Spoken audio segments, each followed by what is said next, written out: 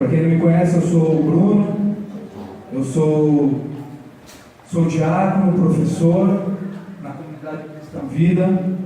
Eu sou casado com a Cris, que é diaconisa lá no ministério também. Conheci o pastor no final do ano passado, né, pastor? Dezembro, por intermédio do pastor Claudio Miro, que é um grande amigo, e é uma honra estar aqui com os irmãos.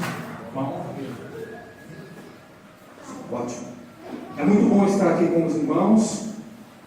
Nós vamos falar a respeito de um tema bem importante e relevante.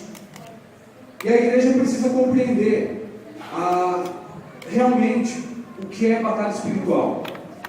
Eu sei que muitas coisas podem ir de encontro com você. De repente, algumas coisas podem confrontar aquilo que você acreditou durante toda a sua vida de ministério, mas a minha ideia aqui não é falar nada fora da Bíblia, nada que não tenha argumento bíblico. Eu estou aqui tão somente para acrescentar, eu estou aqui para aprender com você. Então não estou aqui numa posição superior, elevada, nada disso. Eu estou aqui porque também fui alcançado pela graça e pela misericórdia do nosso Senhor e Salvador Jesus Cristo. E isso eu queria deixar bem claro. Não estamos aqui porque sabemos mais, nada disso. Claro que Deus ele usa cada um conforme Ele quer. Ele vai usar o professor, vai usar o intercessor, né, a irmã intercessora, o pessoal do louvor, enfim. Isso é a multiforme graça de Deus. Mas eu estou muito feliz. Eu quero já, para a gente ganhar tempo, eu quero que você abra sua Bíblia em Efésios capítulo 6, a partir do versículo 10. Infelizmente, meus irmãos, nós temos no Brasil uma ideia um pouco equivocada. Não são todos, né? Mas nós temos uma ideia equivocada a respeito de batalha espiritual. E eu vou abordar alguns temas aqui com vocês que ao longo desse estudo vai clarear bem, sempre se utilizando da Bíblia. Nós temos a Bíblia como nossa única regra de fé e prática. O que a Bíblia diz está falado. Não é o Bruno, né? Não é o pastor Davi. Então as nossas experiências, elas estão baseadas na doutrina. Não são as experiências que geram doutrina, e sim a doutrina que gera as experiências. Amém? É isso que a gente precisa compreender. Eu quero ler esse texto aqui com você, Efésios capítulo 6, do versículo 10 ao 19, que diz assim: finalmente, fortaleçam-se no Senhor e no seu poder. Vistam toda a armadura de Deus, para poderem ficar firmes contra as ciladas do diabo. Pois a nossa luta não é contra seres humanos, mas contra os poderes e autoridades, contra os dominadores deste mundo de trevas, contra as forças espirituais do mal nas regiões celestiais. Por isso, vistam toda a armadura de Deus, para que possam resistir no dia mau e permanecer inabaláveis depois de terem feito tudo. Assim, mantenham-se firmes, cingindo-se com o cinto da verdade, vestindo a couraça da justiça e tendo os pés calçados com a prontidão do evangelho da paz. Além disso, usem o escudo da fé, com o qual vocês poderão apagar todas as setas inflamadas do maligno. Usem o capacete da salvação e a espada do Espírito, que é a palavra de Deus. Orem no Espírito em todas as ocasiões, com toda oração e súplica. Tendo isso em mente, estejam atentos e perseverem na oração por todos os santos. Olhem também por mim, para que quando eu falar, seja-me dada a mensagem, a fim de que, destemidamente, torne conhecido o mistério do Evangelho, pelo qual sou embaixador por eles correntes. Orem para que, permanecendo nele, eu fale com coragem, como me cumpre fazer. Aleluia! Meus irmãos, existe sim uma batalha espiritual. Existe uma guerra espiritual. Existe sim uma batalha nas regiões celestiais, naquilo que nós chamamos de metafísica. O que é metafísica? é algo que vai além da matéria, que transcende a matéria humana, que transcende esse estado aqui material que nós estamos nesse momento. É algo além disso, existe. Mas nós vamos ver como que essa batalha ela é dada durante esses estudos. Vamos entender quais são as ferramentas, habilidades, armas que nós precisamos usar. Então é isso que a gente precisa ver. Infelizmente, como eu falei, existem alguns equívocos, existem algumas coisas que acabam distorcendo e acabam atribuindo, infelizmente, mais poder para o diabo do que para o próprio Deus. Verdade. Isso é uma evidência. Nós vemos que igrejas do mundo todo têm sido desafiadas durante umas 3 décadas, pelo menos, para dar resposta à ênfase desses movimentos conhecidos como movimento de batalha espiritual. Existe um movimento conhecido como movimento de batalha espiritual. Então isso é fato. Nós vamos ver um pouquinho da raiz histórica disso. O nome em si já sugere do que se trata. É um movimento cuja ênfase a ênfase maior é a luta da igreja de Jesus contra quem? É Cristo contra diabo, Satanás. Essa é a ideia. Satanás e quem faz parte do exército de Satanás? Quais são os seres que fazem parte? Demônios, não é isso? Sim. Os demônios. Conflito este de natureza espiritual quanto aos métodos, armas, estratégias e objetivos. Existe um surto de misticismo. O que é isso? É uma crença equivocada. É uma crença que não tem base bíblica. Esse surto místico, ele acabou alcançando até o mundo secular. Se você que está na igreja, tem crente aqui de 5 anos de conversão? 10 anos? Tem? Tem de 20? Tem? 30? Misericórdia. Que bênção. 40 anos? 50? Mas então vocês acompanharam vários desdobramentos aqui no Brasil de vários movimentos. Os irmãos acompanharam. Chegou um momento, pelo menos há uma década atrás, que até na igreja as pessoas estavam descrentes das coisas. Estava entrando com muita força uma descrença até no diabo. E existem pessoas que são da igreja e nem acreditam na realidade da existência do diabo. Mas de um tempo para cá começou a ganhar muito corpo essa questão mística de atribuir um poder absurdo ou absoluto para Satanás. Por conta desse tipo de movimento. Há décadas atrás, então, era essa incredulidade. Agora nós estamos numa ênfase nas igrejas, principalmente, de conflitos de batalha espiritual. Existe. Mas é isso que nós vamos analisar de forma bem minuciosa. Olha só. Um tempo atrás o bonito era ser descrente, cético. Era bonito. Aliás, a religião da maioria estava sendo essa. Se você pegasse no secular, era assim. Hoje, você vê pessoas no secular que falam: eu não tenho religião, eu não vou para a igreja, mas anda com amuleto, anda com algum fetiche, algum objeto, anda cheio de crendices. Nós vemos irmãos da igreja mesmo que acreditam nessas coisas. Nós vemos irmãos, por exemplo, que acreditam em outras práticas religiosas que não tem nada a ver com a prática religiosa do Evangelho. Verdade. Nós vamos em casas, por exemplo, que tem aquele elefantinho com um bumbumzinho virado assim para a porta. Aquilo ali é para atrair o que, irmãos? Segundo a crença. Dinheiro, é isso? Dinheiro. Isso é bíblico? Não. Isso é crença cristã? Não. Nós temos várias superstições evangélicas. Se o pastor um dia quiser, eu posso trazer esse tema também, que é muito importante. Pessoas que acham que estão protegidas, deixando a Bíblia aberta no Salmo 91. Não lê Bíblia o ano inteiro, mas está aberto. Não, Deus está aqui. Não é assim? Nós vemos pessoas usando elementos judaicos, mezuzá, aquele kippá, aquele... Como é o nome daquele, Cris? Como? que é o... Não tem aquele, sabe aquele tipo de um cachecol, irmão? Que ele atribui o chofar para expulsar demônio. Meu Deus.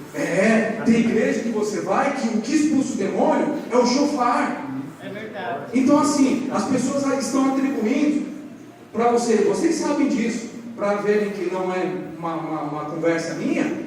Eu saí de um contexto mesmo, pastor, que nós acreditávamos que o sabonete ele tinha que ser ungido para nos lavar do pecado. Você não precisa parar de pecar, basta tomar um banho e lavar com aquele sabonete que você parou. O pecado não te atinge. Nós aprendemos muitas coisas, né? Com elementos, com esses... a gente chama isso de fetiche, né? E inclusive, infelizmente, aliás, isso entrou muito com o movimento de batalha espiritual, que nós vamos ver. No entanto, em nossos dias, com a virada do milênio, percebe-se uma volta à espiritualização, muito semelhante à era medieval. A era medieval, eles eram extremamente místicos. A era medieval, eles eram cheios de crendices. Tudo isso que nós estamos vendo hoje é uma roupagem de coisas que já existiram. Por exemplo, uma coisa, eu vou falar dentro da igreja, tá? Porque nós estamos aqui, todos aqui são da igreja? Todos? Amém. Todos? Tá, todos aqui são batizados? Não? Mas estão na igreja. Sim. Estão na igreja, estão caminhando, glórias a Deus. Já conhecem o básico do evangelho, né, pastor? Pense, estou falando do crente. Amém. Então posso falar algumas coisas que vocês vão entender. Olha só. É errado a espiritualização? Não. Nós precisamos entender que existe um mundo espiritual, uma batalha espiritual, existe essa questão, essa ênfase da espiritualização, mas com equilíbrio, irmãos. Verdade. Aí que está a diferença. Eu preciso entender que existe um equilíbrio. Esse contexto mesmo que nós estávamos, que nós podemos falar com propriedade, para os irmãos terem ideia, por exemplo, tinha uma dessas práticas que nós acreditávamos, que era aquela de deixar um copo d'água na TV. Só que foi ficando difícil, porque as TVs elas estão ficando cada vez mais finas. E não dá para deixar lá em cima mais. Meu Deus. Ela está afinando. Uma prática que nós fizemos, por exemplo, não foi, Cris? Que nós acreditávamos, era ter uma passagem bíblica que fala assim: tudo que está oculto, aquilo que está oculto será revelado. Lembra disso? Aí qual que era a prática? Meia-noite em ponto. Isso é ou não uma macumba gospel? Olha só. Meia-noite em ponto. Nós tínhamos que pegar uma vela, não é? Uma vela, acender, apagar todas as luzes de casa, acender a vela e falar isso. Aquilo que está oculto será revelado. Apagava a vela. Revelar não foi nada. Revelou alguma coisa? Então assim, fizemos muitas coisas que infelizmente muitos irmãos acreditam que isso tem base, que isso está certo. Então, ao invés de apedrejarmos esses irmãos, nós precisamos com amor ensinar eles, né? Fala assim, se eles derem, né, principalmente a abertura, para a gente poder falar, ensinar com base bíblica. Aí as pessoas tiram o texto do contexto e ficam arrumando esse monte de pretexto.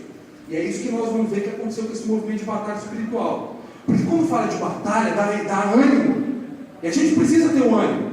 E outra coisa que nós precisamos entender: existe um outro conceito muito equivocado entre nós evangélicos a respeito dessa questão dos termos bíblicos. Por exemplo, a gente costuma dizer que a igreja é um grande hospital, que a igreja acolhe os doentes. Sim, nós estamos vindo para a igreja porque nós queremos perdão, nós queremos cura, sim, nós queremos libertação, nós queremos restauração. Tudo isso é válido, tudo isso é bíblico, isso acontece. Mas a nenhum momento você vai ver escrito na Bíblia, principalmente no Novo Testamento, que a igreja é um hospital. Quando Jesus ele fala que ele vem para os doentes, não é nesse sentido não. Ele não está dizendo nesse sentido. Quais são as linguagens que nós vemos da Bíblia? Armadura, capacete, espada. Acabamos de ler aqui. Verdade. Nós estamos numa guerra.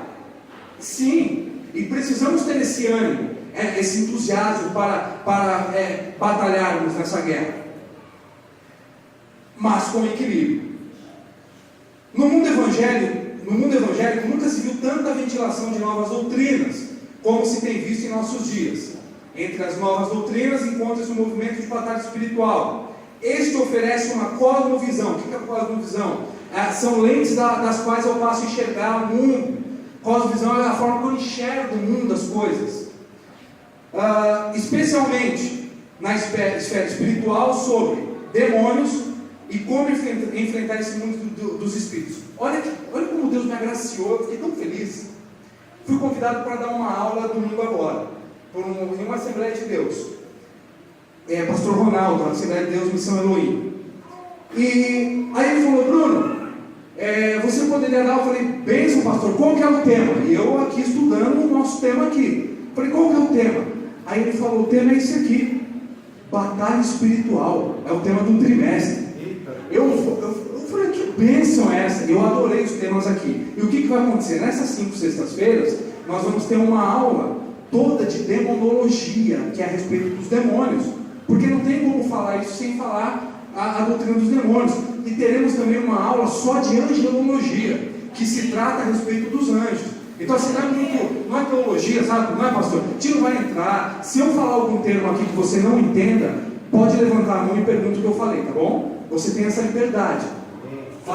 Bruno, eu não entendi esse termo que você falou. Levante sua mão e faça a pergunta. Porque às vezes a gente fala um termo, a pessoa não compreende, aí vai para casa, não entendeu e queria entender, tá bom? Pode levantar a mão e falar. É meio que uma escola bíblica. Amém. Qual é o nosso objetivo? A nossa proposta é analisar doutrinariamente esse movimento chamado batalha espiritual. Esse é o nosso objetivo. Não atacar pedra em quem está trabalhando, como muitos possam crer. O nosso propósito é ser bereano. O que é ser bereano, irmãos? Leia na sua casa, anote aí, Atos, capítulo 17.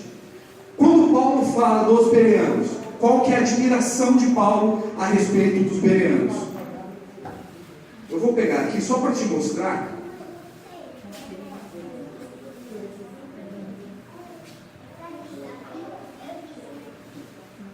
Atos 17.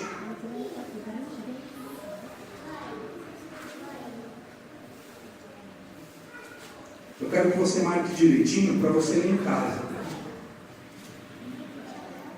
Atos 17, a partir do versículo 10, do versículo 10 ao versículo 15.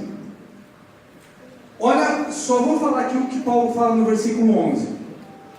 Os bereanos eram mais nobres do que os tessalonicenses, pois receberam a mensagem com grande interesse. Aí olha só o que Paulo fala dos bereanos aqui, na parte final do versículo: examinando todos os dias as escrituras, para ver se tudo isso era assim mesmo. Gente, apóstolo Paulo, um dos maiores homens que já pisou nessa terra, evangelista, pregador do evangelho.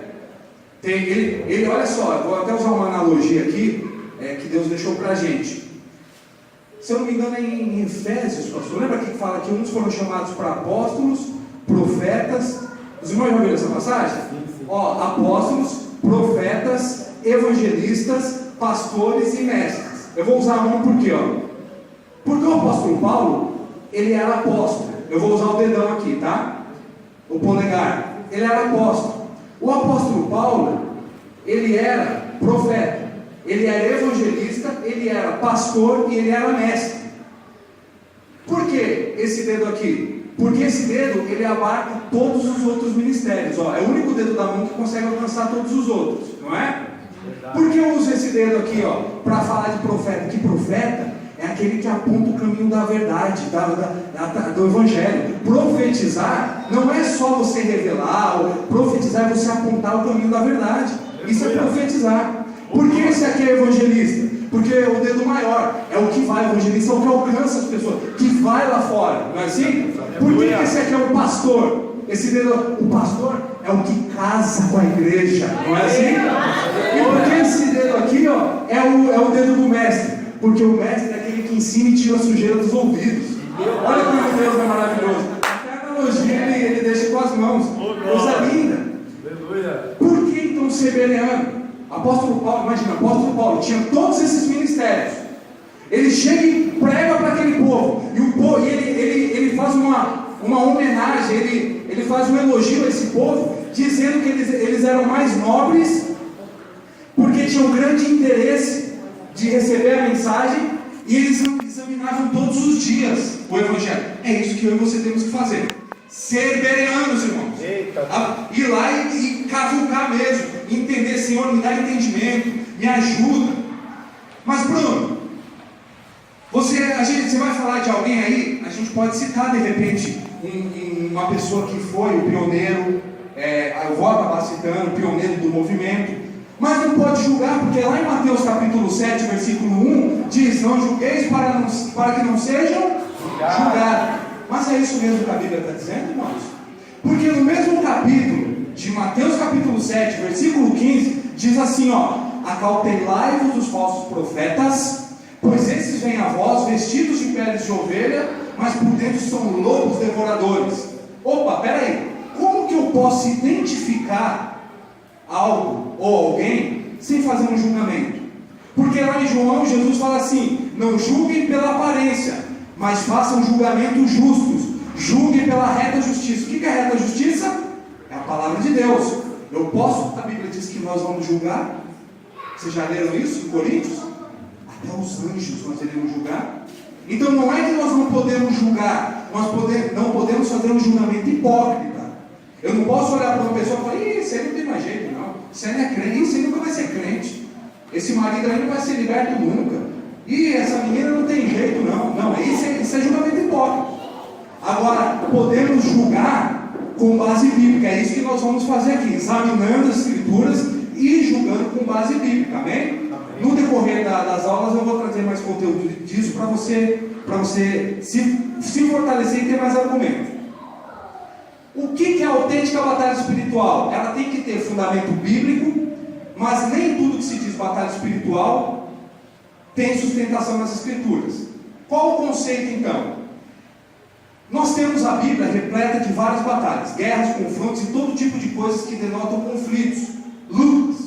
Olha só, a palavra batalha, ela se encontra 50 vezes em 50 trechos das escrituras. Em 208 versículos, nós temos o sinônimo da palavra guerra. Então existe. Ou vai me dizer que não é uma guerra que nós enfrentamos contra o pecado, por exemplo? Verdade. Nós não enfrentamos? Essa guerra contra o pecado, ela não é de origem espiritual? Porque se a minha e a sua natureza ela é pecaminosa, a doença que nós temos é uma doença espiritual. Nós temos uma raiz, uma natureza pecaminosa. Quando o apóstolo Paulo diz lá em Romanos 7, o bem que eu quero fazer eu não faço, mas o mal que eu não quero eu faço. O que ele está querendo dizer? Quando você leu todo o texto, ele fala exatamente disso. Porque existe uma luta na natureza, a carne. Quando ele fala da carne, é a natureza humana. É isso que existem essas guerras de origem espiritual. Mas essas referências de luta aqui, existem nações, pessoas individuais, de Deus e o homem. Se você ler na Bíblia, tem luta de Deus e o homem cristão e a sua velha natureza, como eu acabei de dizer, a igreja e o mundo, existe essa guerra, e a igreja e o diabo. Nós temos um inimigo, não temos? Não é isso que a Bíblia declara? Olha só, a batalha espiritual mais terrível que tem, abra sua Bíblia em Apocalipse capítulo 12, versículo 4. Apocalipse 12, versículo 4. Você vai ter que consultar bastante a Bíblia, irmão, para você ter base. Alguém pode ler para a gente em voz alta? Apocalipse 12, versículo 4. E a sua cauda levou após si a terça parte das estrelas do céu e lançou-as sobre a terra. E o dragão parou diante da mulher que havia de dar à luz, para que, dando ela à luz, lhe tragasse o filho. Meus irmãos, obrigado, pastor. Essa aqui é a primeira batalha que teve. Essa foi a primeira batalha espiritual que foi travada. Arrasta uma terça parte das estrelas do céu. Não foi isso que o pastor leu? As quais lançou para a terra. Aqui é uma luz, aqui está falando a respeito de quem? De Satanás. Quando nós falamos de batalha espiritual, nós precisamos entender que existe o problema do mal. O mal, ele existe. Verdade. E Satanás, ele é a fonte de mal. Deus, ele não é a fonte de mal. Não há mal em Deus. Claro que esse vai ser o tema do meu TCC. Eu vou defender a onibenevolência de Deus, que Deus, ele é o bem absoluto e o problema do mal. Vai ser uma guerra, já está uma guerra, né? Bastante artigo, bastante estudo.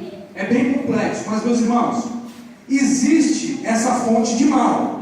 Para falar de batalha espiritual, precisamos entender dessa primeira batalha que ocorreu. Essa aqui é uma referência que o apóstolo João, ele faz a Satanás, que se rebelou contra Deus e arrastou uma terça parte dos anjos, não é isso? Quando fala uma terça parte, não dá para saber, é imensurável. Mas, segundo os estudiosos, até esse momento aqui, os anjos, e Satanás era um anjo também, ele é um anjo caído. Satanás, ele tinha, assim como os anjos, livre-arbítrio. Hoje não mais, eles não têm mais, porque você não vê anjo caindo mais. É assim? Ah, anjo cai para lá, cai para cá. Não. Existem os anjos bons e anjo caído. Existem os demônios, no caso, são os demônios, os anjos caídos. Isso aqui tem que ficar evidente. Em Zacarias capítulo 3, versículo 1, diz assim, ó: então ele me mostrou o sumo sacerdote Josué, o qual estava diante do anjo do Senhor, e Satanás estava à sua mão direita para lhe opor. Existe um opositor, existe um inimigo. Sim, isso a gente tem que deixar bem claro. Se você puder anotar, olha só, eu vou deixar algumas citações aqui para você. Leia na sua casa, meus irmãos, para você ter base. Aqui nós temos citações da batalha que o crente deve fazer contra Satanás. Efésios capítulo 4, versículo 7. Não deis lugar ao diabo, lembra disso? Marca essa. Acabamos de ler Efésios capítulo 6, 11. Revestidos de toda a armadura de Deus, para que possais estar firmes contra as astutas ciladas de quem? O diabo. Em Tiago, capítulo 4, versículo 7, está escrito o quê? Sujeitai-vos, portanto, a Deus, mas resisti a quem? Ao diabo, e ele fugirá de vós. Essa palavra aqui, resistir, meus irmãos, a palavra resistir, ela tem, o sentido dela é de se colocar contra.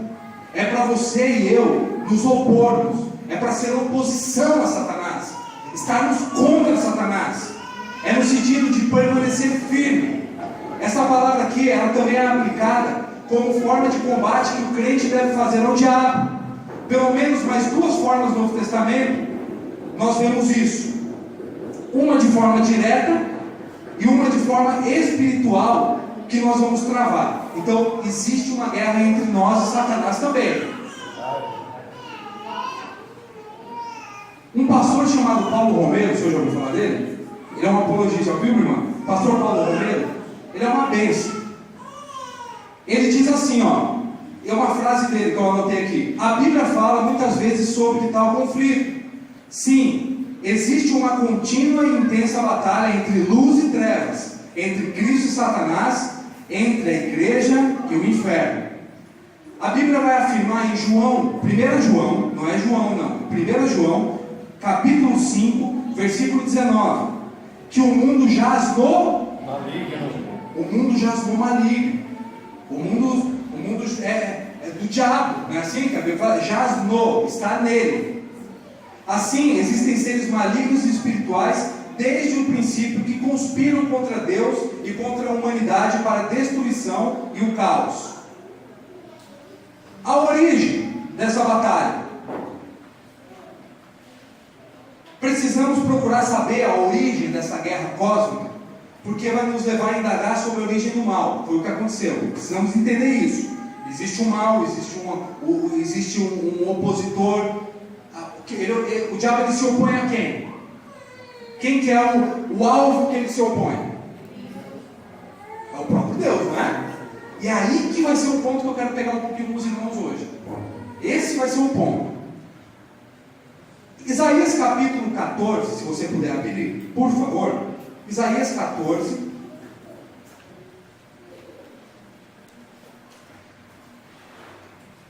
Lembra que eu falei que o diabo era um anjo? Você lembra? Sim. Isaías capítulo 14, a partir do versículo 12, diz assim, ó: como você caiu dos céus, ó estrela da manhã, filho da alvorada, como foi atirado à terra, você que derrubava as nações, você que dizia no seu coração, olha só o que ele dizia no coração: subirei aos céus, erguerei o meu trono acima das estrelas de Deus, eu me assentarei no monte da Assembleia, no ponto mais elevado do Monte Santo, subirei mais altos que as mais altas nuvens. E aqui a palavra é Shekinah. Já ouviram falar? Já viram aquele louvor? Fala da Shekinah, da glória de Deus. Olha só, serei como o Altíssimo. Olha só o que ele fala aqui. Mas as profundezas do Sheol, que aqui no caso é traduzido por inferno, você será levado e irá a fundo do abismo. Anota aí, Isaías 14, do versículo 12 ao 15. Agora anota essa aqui também, ó. Ezequiel capítulo 28, do versículo 12 em diante. Ezequiel 28, a partir do versículo 12. Filho do homem, erga um lamento a respeito do rei de Tiro e diga-lhe: assim diz o soberano, o Senhor. Aí olha só, aqui ocorre uma ruptura. Todo mundo, muitos especialistas falam que aqui está falando do rei de Tiro. Mas olha só o que a Bíblia vai falar. Você era um modelo de perfeição, cheio de sabedoria e de perfeita beleza. Você estava no Éden, no jardim de Deus. Irmãos, existe aqui na teologia uma ideia, uma teoria de que existe um jardim edênico, que nós conhecemos que é a partir de Adão e Eva, certo? E o jardim mineral, jardim do Éden, mineral. Isso é teologia, eles acreditam, né? É o período que antecede o jardim, antes do jardim do Éden. Aí diz assim, ó: você estava no Éden, no jardim de Deus. Todas as pedras preciosas o enfeitavam: sárdio, potásio e diamante, berilo, ônix e jaspe, safira, carbúnculo e esmeralda. Seus engastes e guarnições eram feitos de ouro. Tudo foi preparado no dia em que você foi criado. Olha só, o diabo foi criado, tá? O diabo, ele foi criado. Ele é uma criatura. O diabo, meus irmãos, ele não é onisciente como Deus. Ele não sabe de todas as coisas. O diabo não é onipotente. Ele não tem poder absoluto como Deus. E o diabo, ele não é onipresente. O diabo não está em todos os lugares. Aí você vê a igreja e fala, a pessoa manifesta: eu acredito em possessão, irmãos. Não estou dizendo que eu acredito em possessão, acredito nos dons do Espírito, o pastor sabe, te acredito em tudo isso. Mas aí você vê uma igreja, manifesta o diabo lá: quem é você? Porque tem igreja que faz entrevista, pega CPF, RG, não é assim. Na Bíblia você tem que mandar embora, é verdade, você tem que mandar embora. E nós éramos de um contexto assim. O diabo quer isso, ele quer aparecer. Quanto mais ênfase você der, mais show ele vai dar. Agora, quem é você? É Lúcifer. Aí lá do outro lado, lá na China, Lúcifer. Aí lá na Guatemala, Lúcifer. Aí aqui na Venezuela, Lúcifer. Peraí, o diabo está em todo... Não, são demônios. São diversos demônios. São vários demônios. Mas o diabo, ele não é onipresente, ele não pode estar em todos os lugares. Ele foi criado por quem? Por Deus. Até esse ponto aqui, o diabo era o quê? O diabo, ele era um anjo, né? Aí ele diz assim, ó: você foi ungido como um querubim guardião, pois para isso eu o designei. Você estava no monte santo de Deus e caminhava entre as pedras fulgurantes. Você era inculpável em seus caminhos desde o dia em que foi criado, até que se achou maldade em você. Ó, até o dia que se achou maldade nele.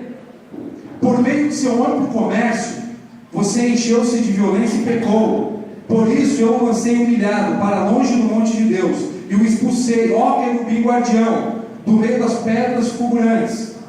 Seu coração tornou-se orgulhoso por causa da sua beleza. Olha o orgulho.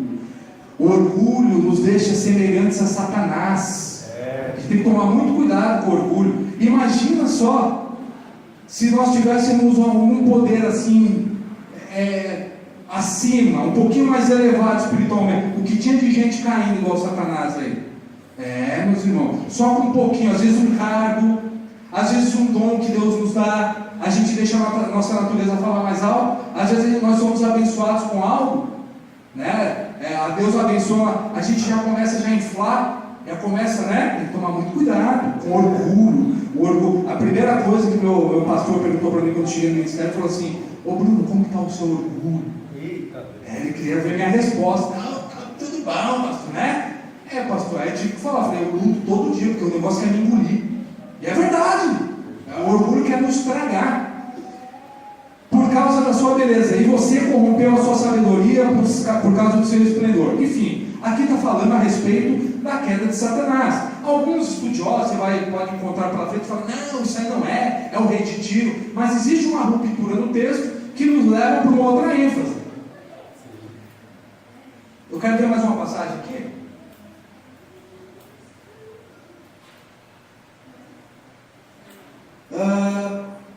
Houve um tempo em que este ser angelical criado por Deus se rebelou contra o seu Criador, como nós vimos.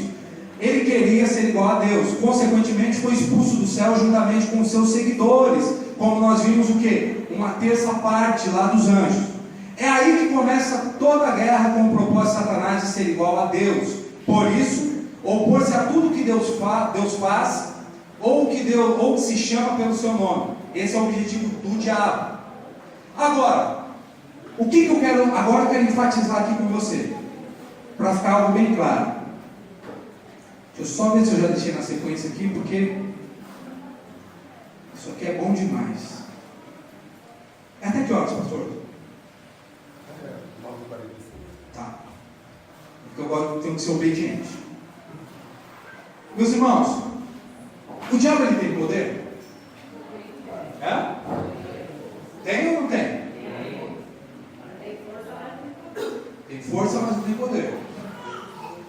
O diabo ele pode fazer alguma coisa? Pode. Ele pode. O diabo é mau. É ruim. Sim. Não é? Agora, quem criou ele? Mas Deus criou ele ruim? Não. O diabo tinha livre-arbítrio, não foi? O diabo ele caiu, ele é um anjo caído. Aí quando as pessoas, isso aqui é só uma resposta que você pode dar. Quando as pessoas, somente os críticos, né, criticam a igreja, criticam a religião cristã, falam, mas como que pode? Como que Deus ele cria, então nos criou, né? Porque nós somos criação também. Mas como que pode Deus nos cria? E aí como que ficam as coisas? Eu tenho livre-arbítrio, eu faço o que eu quero, não é assim? Mas eu já não sabia o que ia acontecer? Sabia ou não sabia? Deus é onisciente, irmãos? Sim. Ele é. Só quero que você entenda uma coisa aqui. Vamos imaginar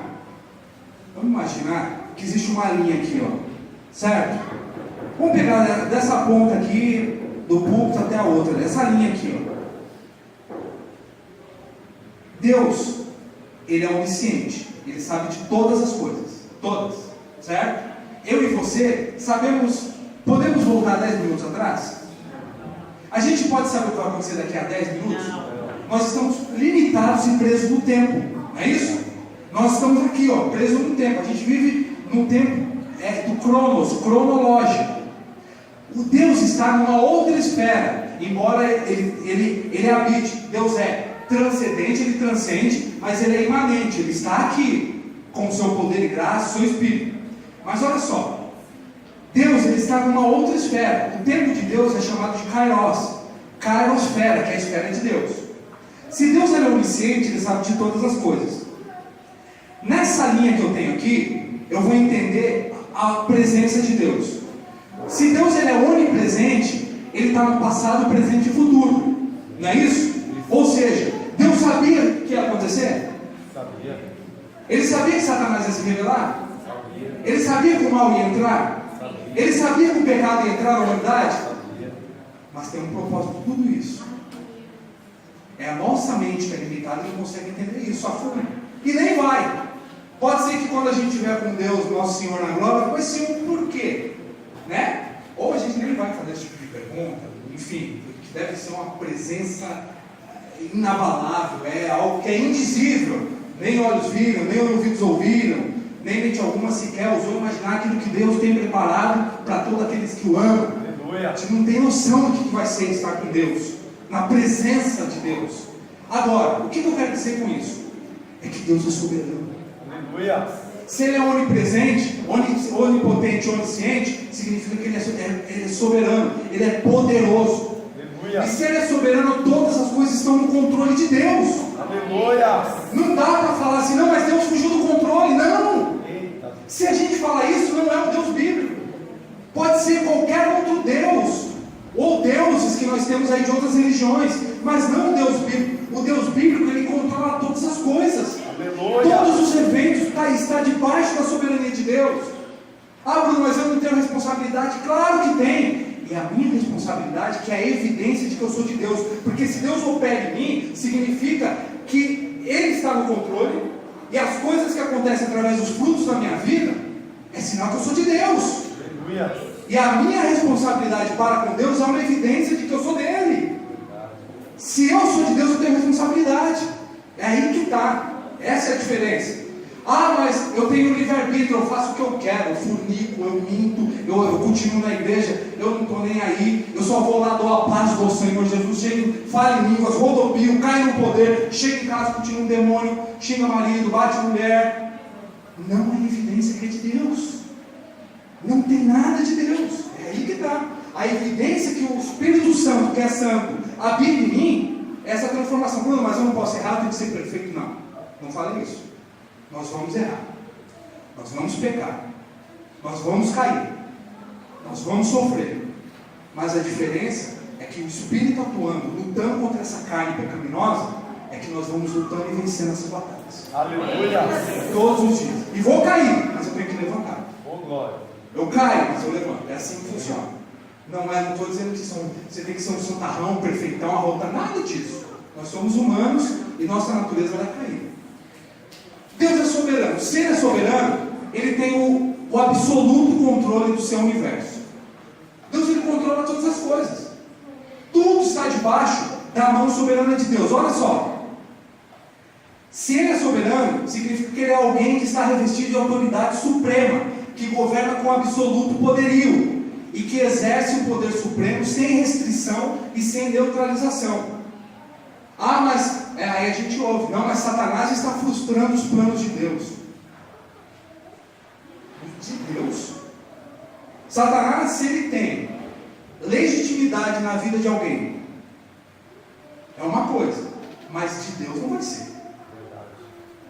Porque pelo que eu sei, se tem demônio num lugar, ou em alguém, como nós vamos ver se realmente é assim que funcionam as coisas, a gente vai falar que demônio territorial, enfim, maldição hereditária, algumas coisas. Se tem demônio, o que eu entendo biblicamente, até por experiência que a gente vive, é que tem que bater em retirada e ir embora. Aleluia. Não fica, porque é a presença de Deus. Incomoda, vai dizer que nunca aconteceu isso com você. Quando uma pessoa está possessa, e a possessão pior, não é a que manifesta não, tá? A pior não é essa não, porque Judas babou, caiu, rosnou, ficou falando que era demônio A, B ou C? Não. A Bíblia fala assim, um diabo entrou em Judas. Logo em sequência, ele fez o quê? Ele vendeu Jesus. Não foi? Traiu Jesus. Vou falar uma coisa baixinha aqui, tá? Tem muita gente no púlpito vendendo Jesus por muito mais do que 30 moedas de Verdade. Meu Deus. Ele está muito cheio de demônio. E não manifesta não. E não vai manifestar, sabe por quê? Porque Jesus fala em Mateus capítulo 7, ali do versículo 20 em diante, ele fala assim, muitos me dirão naquele dia o quê? Senhor, Senhor, em teu nome de quem? De Jesus. Nós expulsamos demônios? Nós fizemos milagres, não é assim? Aí ele fala lá, ele termina falando, mas eu lhes direi claramente, nunca vos conheci, vós que cometeste a iniquidade. Quem está expulsando em nome de Jesus é budista? É budista? Quem expulsa diabo em nome de... É o pessoal lá do espiritismo? Do candomblé? Eles expulsam? Verdade. Quem expulsa em nome de Jesus é o pessoal do islamismo? Quem crê em Maomé? São os crentes. Nem católico, é um e outro que você vê que expulsa em nome de Jesus aí. Meus irmãos, é muito sério isso. Mas Deus, Ele é soberano. Ele manda. Ele é o dono de tudo, de todas as coisas. Olha só. No Pentateuco, o que é Pentateuco? São os 5 primeiros livros da Bíblia, tá, irmãos? É que o judeu, eles usam também os 5 primeiros livros e eles chamam de Pentateuco, é chamado de Pentateuco. Ele se revela como criador do mundo visível e invisível, da raça humana. Ele é o libertador dos seus. Ele é o legislador que soberanamente passa leis que refletem sua santidade e exigem obediência pelas suas criaturas. Ele exerce o total controle da natureza que criou, intervindo em suas leis naturais, suspendendo-as, que são os milagres. A soberania de Deus é ensinada no conceito do reino de Deus. É o conceito bíblico do reino de Deus que melhor expressa a soberania de Deus sobre o universo. Esse conceito de soberania, de Deus ser todo-poderoso, está presente em toda a Bíblia. E mesmo os estudiosos renomados têm insistido que é o conceito central, principal das Escrituras. A centralidade da Escritura é a soberania de Deus. Verdade. Agora, a gente vê crente aí dando soberania para o diabo. Eu não posso tropeçar na rua que foi o capeta. Não, às vezes eu preciso trocar o óculos. Está ruim, tomei um ceguinho. Às vezes existem coisas naturais que não são sobrenaturais. E aí a gente vai ver onde vai dar a implicação. O próprio diabo, ele está debaixo da soberania divina. Eita Deus. Lembra de Jó? Pode tocar em tudo, menos o quê? Irmãos, ali é o maior exemplo de soberania, de controle de Deus e de que Satanás, ele é como se fosse um cão raivoso. Sabe um cão bravo, um pitbull, preso numa corrente? Só que ele tem um limite, até um certo ponto. A corrente ela estica até um certo ponto. Isso é o diabo. Deus, ele limita sim Satanás, porque ele controla todas as coisas. Aleluia! Olha só, tem um homem chamado, que existiu, não, um grande homem de Deus chamado Martinho Lutero. Ele falava que o diabo é o diabo de Deus. Os crentes, outro dia um pastor, um presbítero lá no ministério, foi dar uma escola bíblica, uma aula, ele escreveu, ele ia falar desse tema. Aí ele escreveu assim no quadro: o diabo é o diabo de Deus. As irmãs já entravam assim, misericórdia, tá lá, sabe, já tudo bravo já. Mas ele queria explicar com calma, mas ele deixou para provocar mesmo. E ele quis explicar isso, que Deus, ele é soberano, está acima de tudo, inclusive do diabo, óbvio. E os crentes, a gente vai crer em tudo é o diabo, tudo não é. Existe responsabilidade que nós vamos ver. Satanás, mesmo sendo um ser moralmente responsável e retendo ainda poderes inerentes aos anjos, nada mais é do que uma das criaturas de Deus. E portanto, Satanás é infinitamente inferior a Deus. O diabo ele é inferior. Na próxima aula eu vou trazer slide, pastor. E eu vou trazer uma foto aqui para os irmãos, que é bem famosa, que é Satanás, é um braço de ferro. Os irmãos já viram na internet? É um braço de ferro do diabo com Jesus assim. Gente, claro que a gente pode usar por analogia. Eu vou trazer essa. Mas a ideia que os crentes têm da igreja, falar de batalha espiritual, é uma luta que o diabo vai estar vencendo. É verdade. Aí a Bíblia vira e fala assim: as portas do inferno não prevalecerão contra a igreja. O que é a porta, gente? As portas do inferno não prevalecerão contra a igreja. Porta não é instrumento, no caso de defesa, de proteção.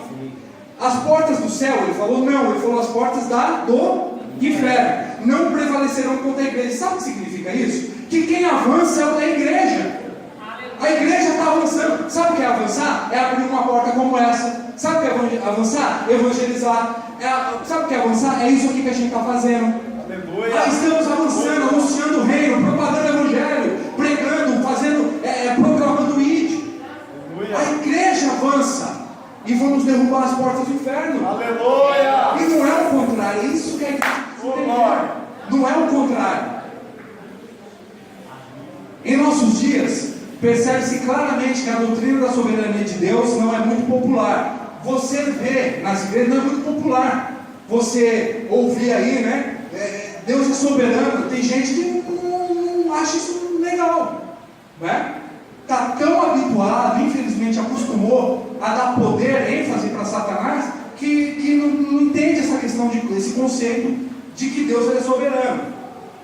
Algumas dificuldades têm sido levadas contra esse conceito. Homens e anjos podem frustrar os planos de Deus. Essa estranha ideia predomina em alguns arraiais evangélicos. Um exemplo é um artigo escrito por Mers, onde afirma que as pessoas estão sempre arruinando o bom plano de Deus e que Deus está sempre pronto a começar outra vez. Gente, eu não posso arruinar um plano de Deus. Eu, Bruna, eu não posso. Jesus vai voltar? Vai. Vai ter arrebatamento? Vai. O anticristo vai aparecer. Estava até conversando com o irmão aí de uma polêmica que saiu essa semana aí do Papa. Que o Papa ele é a favor de estabelecer uma só religião.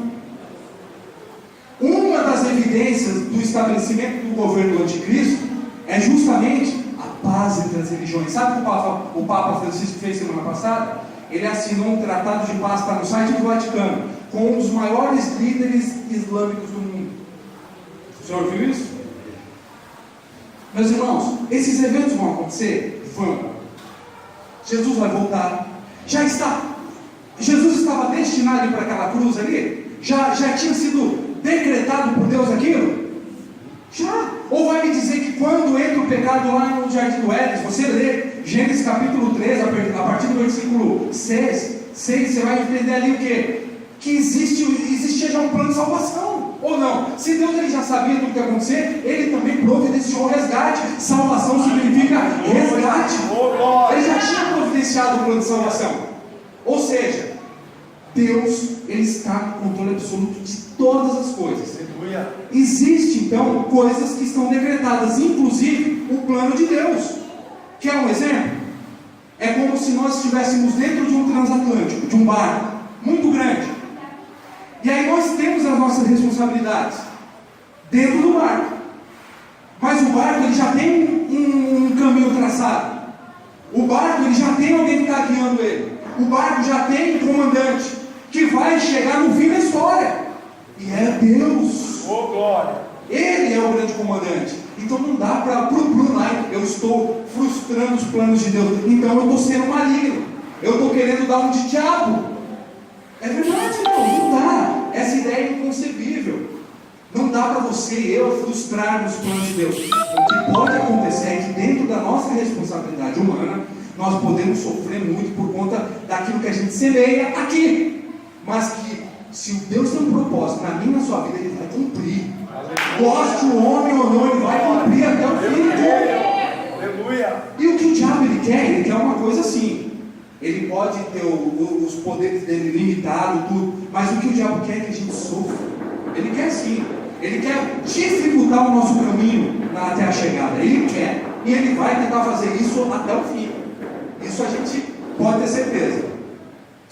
Mas, para falar de batalha espiritual, tem que falar o que não é batalha espiritual, é o que eu já estou fazendo. O que geralmente se chama de batalha espiritual, por alguns, é um modelo não bíblico e perigoso da fé cristã. Os mentores dessa doutrina, eles dão uma pincelada na Bíblia aqui e ali e acabam adaptando passagens e selecionam algumas para ajustar as suas doutrinas. Precisamos nos guardar contra dois perigos extremos. Então o que eles vão fazer? Eles vão pegar uma pincelada, eu tiro um texto do contexto e arrumo um pretexto. É assim que eles fazem. Toda heresia ela funciona assim. Quer um exemplo? Mateus capítulo 4, quando Jesus, nós vamos ver isso aqui no estudo, quando Jesus é tentado por Satanás, que é ali no sentido de testado, quando Jesus é testado,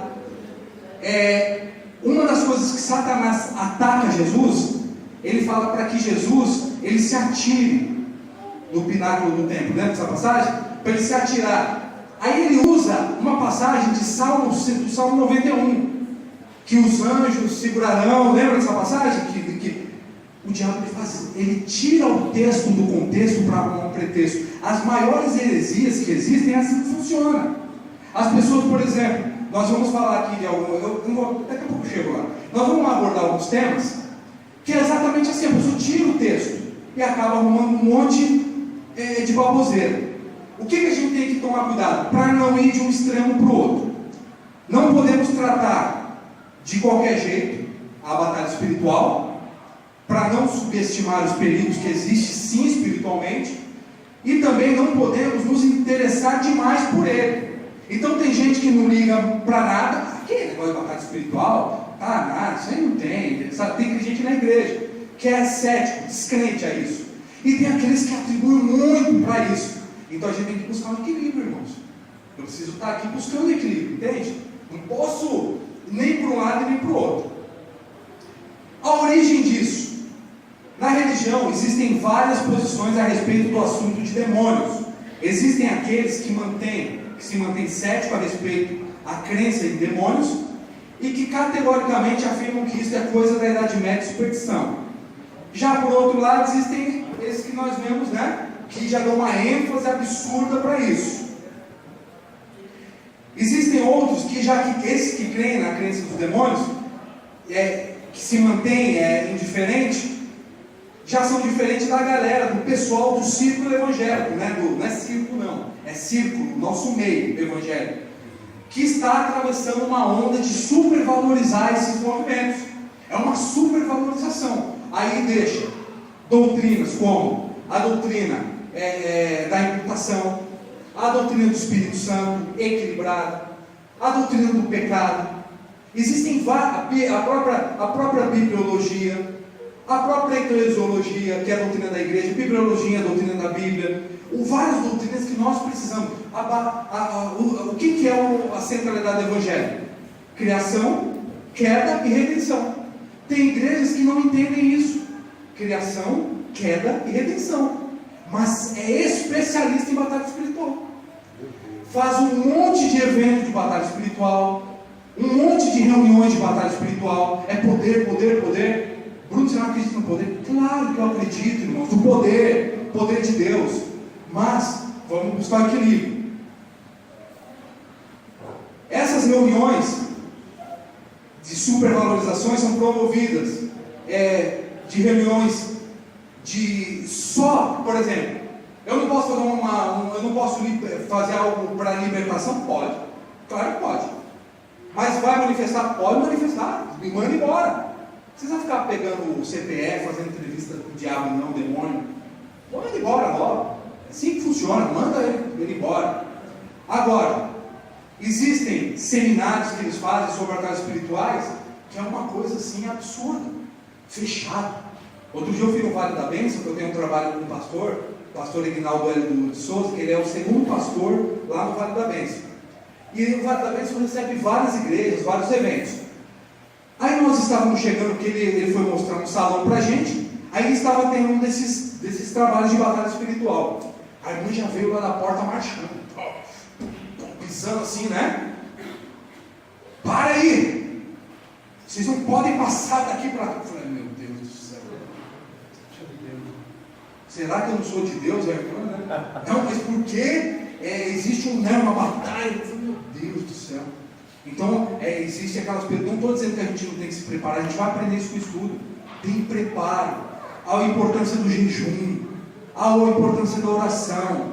Mas, gente, tem que ter equilíbrio nas coisas. Tem que ter muito equilíbrio. E outra coisa, sabe o que acontece? Eu sei que a gente não tem que ficar ligando para o que acha, não é? Mas a gente tem que ter equilíbrio com as coisas. Ele engasgou? Deixa com a tia Cris adora. Gente, tem que ter equilíbrio em tudo.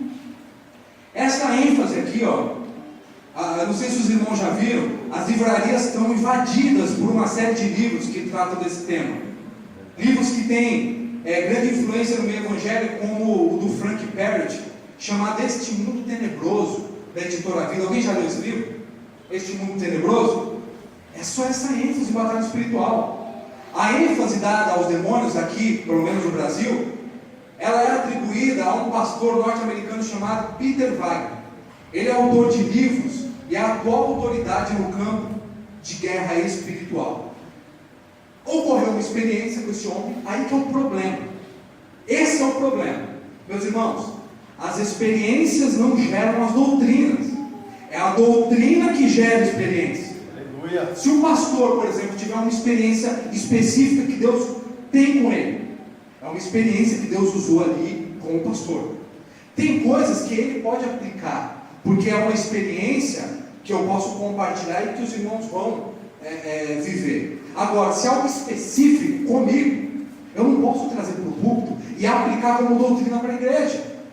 Quer um exemplo? Deus me prospera materialmente, por exemplo, porque Ele sabe que Ele vai me prosperar, mas é para quê?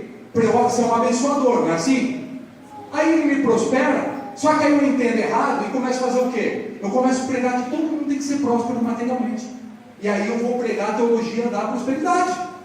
Falar que o crente tem que ser rico, que aí Deus é com ele. E não é verdade. Aí eu começo a falar que o crente tem que ser 100% saudável. E não é verdade. A gente não pega doença, gripe, fica mal. O crente não tem depressão, tristeza? Tem. Nem tudo é o diabo, nem tudo é fraqueza. Faz parte da nossa natureza. Olha só. Esse homem então estabelece, ele vira o bambambam do negócio. Aí ele veio de uma conferência em Lausanne e foi abordar esses temas aqui, ó, espíritos territoriais e da intercessão espiritual em nível estratégico. Olha só para a sua linguagem, ó, espíritos territoriais e da intercessão espiritual em nível estratégico. O interesse sobre esse assunto acabou crescendo com esse homem, com esse evento, e foi organizado por um grupo de pessoas que se interessavam em batalha espiritual, guerra espiritual. Aqui, para a gente fechar, senão eu vou passar nos dois, já estourei o tempo já. Seus ensinos, existem duas forças contrárias que eles ensinam. Lembra que eu falei? Existe um opositor. Quem que é o opositor de Deus? Já aqui nessa batalha espiritual, eles ensinam que existe Deus e o diabo. Isso chama dualismo. O que é o dualismo, Bruno? Dualismo significa, que vem do dualis, quer dizer que contém dois. Existem religiões, por exemplo, como o zoroastrismo, que acredita nisso. Acredita que existe um poder bom e um poder mau. E aí nesse sistema aqui que eles acreditam, que existem duas forças opostas, a boa e a má. E esses poderes, eles vivem em conflito entre si. Podem resultar em vitórias temporárias de um lado e do outro. E apesar dessas vitórias, nunca nenhum dos dois vão deixar de existir. Gente, não é bíblico isso. Isso aqui é o zoroastrismo que ensina. Ou seja, fala que tem o bom e o ruim. Já viram o shintoísmo, que é uma religião japonesa? O Yang e o Jung, já viram? Que é um círculo que tem uma parte preta e uma parte branca. Eu vou trazer isso aí na semana que vem. Isso daí ensina isso, que existem duas forças opostas, mas que elas estão em pé de igualdade. É assim que é o nosso Deus e o diabo? Isso é uma ideia chamada maniqueísmo, que vem de Maniqueu, que era uma seita, uma heresia, que inclusive um grande homem de Deus, quando ele se converte, ele saiu dessa seita, chamado Agostinho de Hipona. Agostinho, ele era dessa seita, e eles acreditavam que existia exatamente isso, essa dualidade, que existiam esses poderes iguais, o bem e o mal, que nunca tem fim. Ou vai me dizer que não vai ter fim o dia do mal? A Bíblia deixa isso bem claro, que o mal um dia vai cessar. Toda dor, todo choro, todo lamento, todo sofrimento vai ter fim, vai acabar. O diabo, ele vai para onde? Ele vai para o lago de fogo. É assim, vai ter fim. Por quê? Porque Deus é soberano, o Senhor dos senhores, Ele é o Rei dos reis, Ele é o El Shaddai, todo-poderoso. Então, irmãos, o que a gente precisa entender? Que tem que ter equilíbrio. que é muita coisa, pastor. Não dá pra gente, né? E eu sei que ele está cansado, dia de semana, amanhã, sábado, muitos vão trabalhar para dormir até tarde, mas tem gente que trabalha amanhã, né? E assim, me perdoe, eu passei 5 minutos. Foi 5, pastor? Aí na semana que vem nós vamos dar continuidade. Eu vou trazer slides aqui. E eu queria ver com o senhor, propor ver se o material. É que aqui eu estou falando resumido. Mas eu vou montar uma apostila, tá? Eu não vou comercializar ela, tem um custo ela, mas eu não vou colocar valor em cima. Isso aí eu posso trazer direto do valor da gráfica para o pastor. Porque esse não é o meu intuito. Né? Isso, o pastor sabe que tem o meu trabalho, a gente não trabalha dessa forma. Quando Deus quer abençoar, aí é uma outra coisa. Mas a gente não fica induzindo. Agora, eu vou montar essa apostila, eu vou ver como sai o custo e passo para os irmãos que tiverem interesse. Tá bom? A gente passa tudo direitinho, vou deixar ela bem bonitinha para você ter esse material aqui. Deus abençoe. Deu para entender alguma coisinha? Amém. Deu para entender pelo menos hoje que Deus é soberano? Amém. Então eu já estou feliz, é isso que eu queria que Deus é soberano. Tá bom demais. Deus abençoe, permaneçam firmes e meditem todos esses dias nessa passagem de Efésios, capítulo 6, a partir do versículo 10. Todos meditem nessa palavra, tá bom? Deus abençoe grandemente os amados.